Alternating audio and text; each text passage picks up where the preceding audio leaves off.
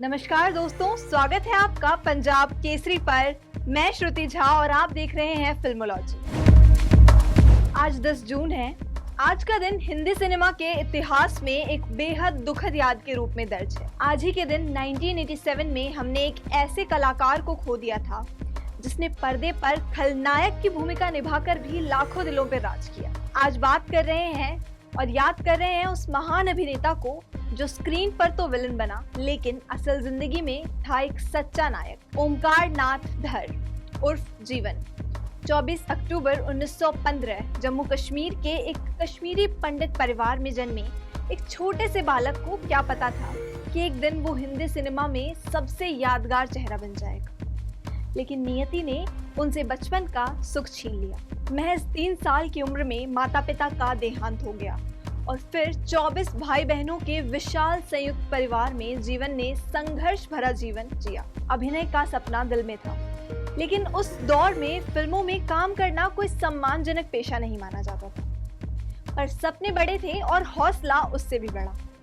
जेब में सिर्फ 26 रुपए लेकर 18 साल की उम्र में जीवन मुंबई चल पड़ा। पहला काम मिला, वो भी स्टूडियो में, लेकिन अभिनय का नहीं, रिफ्लेक्टर पर सिल्वर पेपर चिपकाने का।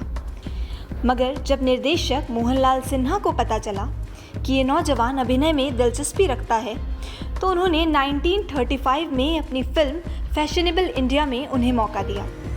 और फिर जो चमक फिल्मी पर्दे पर उभरी वो अगले 4 दशकों तक यूं ही जारी रहा।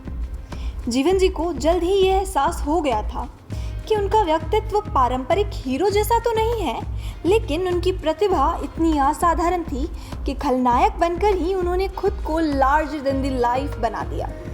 लेकिन सिर्फ यही नहीं, उन्होंने धार्मिक फिल्में भी खूब की। उन्होंने धार्मिक फिल्मों में देवर्षि नारद का किरदार भी निभाया। उन्होंने कुल 61 बार नारद मुनि का किरदार निभाया और यही उपलब्धि उन्हें Limca book of world record में जगह दिलाई। वो इस पवित्र किरदार के साथ इतना तादात्म्य बैठाते थे कि नारद की भूमिका करते समय मांसाहार और मदिरा तक का त्याग कर देते थे। खुद को कहा करते थे कि नारायण नारायण बोलते बोलते मेरे सारे पाप धुल गए होंगे।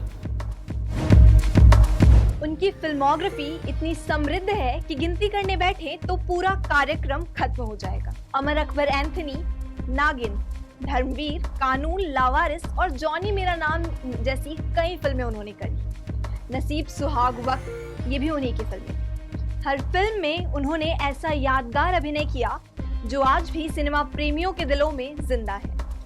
मगर फिर 10 जून 1987 हिंदी सिनेमा का एक सितारा हमेशा के लिए हमसे रुखसत हो गया। लेकिन उनके अमर किरदार, उनकी गूंजती आवाज, उनका अनूठा अंदाज आज भी हम सब के जहन में जिंदा है, हमारे दिलों की गहराइयों में। उनके जाने के बाद लोगों को एहसास हुआ कि जीवन जी सिर्फ एक कलाकार नहीं थे, वो एक पूरा युग थे। स्क्रीन पर विलन पर वास्तविक जीवन में अत्यंत विनम्र और विलक्षण व्यक्ति के धनी।